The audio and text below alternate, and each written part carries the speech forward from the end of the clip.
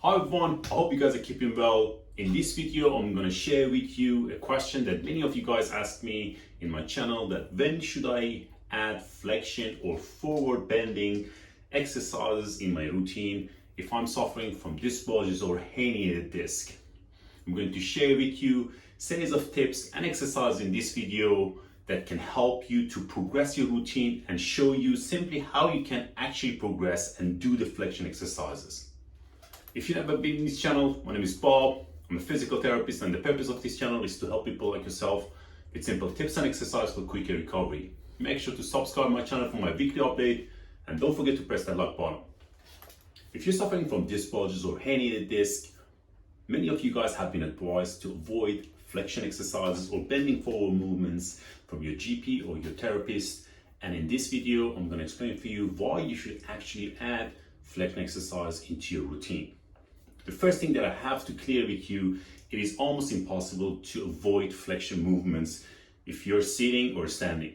Our spine basically made the way that it is, that you always carry certain degree of flexion whether you're seated or standing. Even right now, no matter how hard I try to avoid flexion, even in this position, there's a certain degree of flexion in my spine, which is totally fine. If you're suffering from disc bulges and herniated disc, the earlier you start doing flexion exercise, the better. However, you need to watch your symptoms, and in acute and subacute, which means within the first 2 to 4 weeks, maybe a little bit longer, avoid flexion exercises. And in some cases, it might be totally fine, even add flexion exercises in those period of time. If you've been watching my videos, I mentioned our body is pretty adaptable, specifically after an injury. And for that matter, the earlier you introduce new movements into your body, such as flexion, the quicker your recovery is going to be. You're going to create more mobility and trust and create resilience with this movement in your spine, which means your body can carry more weight through the spine, and that can actually help your recovery. Now, in this video, simply I'm going to show you in the next 5 minutes what type of exercises you can start from very basic movements and slowly build them to more advanced flexion movements. And this can help you to improve your mobility, improve your pain, and help you to recover quicker. Let's get started. The first exercise that I'm going to share with you in this routine is going to be prone knee flexion, that you can passively reintroduce that movement into your lower back and hip area. You're going to hold one knee in your chest and try to breathe in and out while you're in this movement.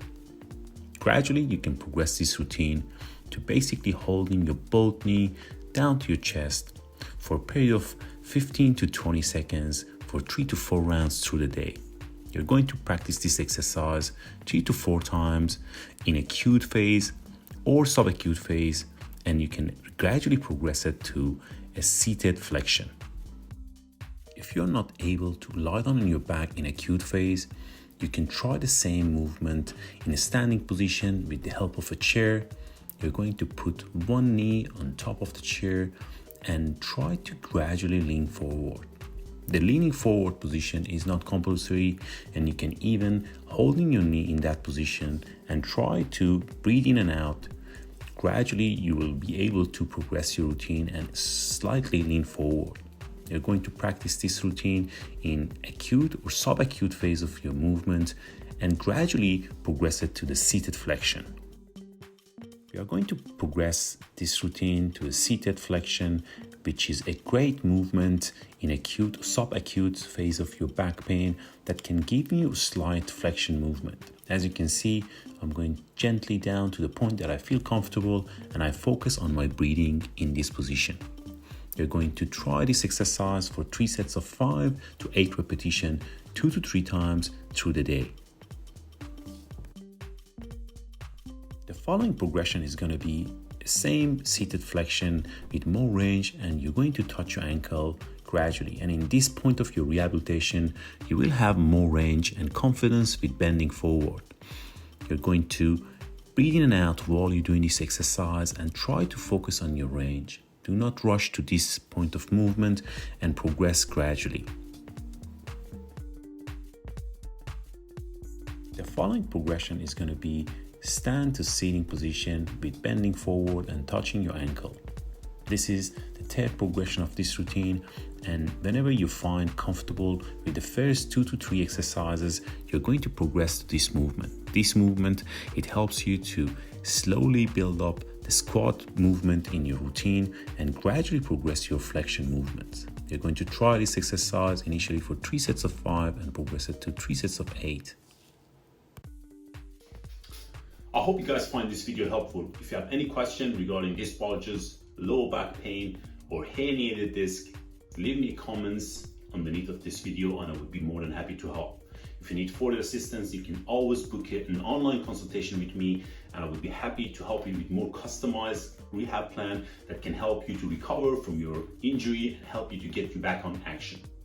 Don't forget to subscribe my channel for my weekly update and don't forget to press that like button.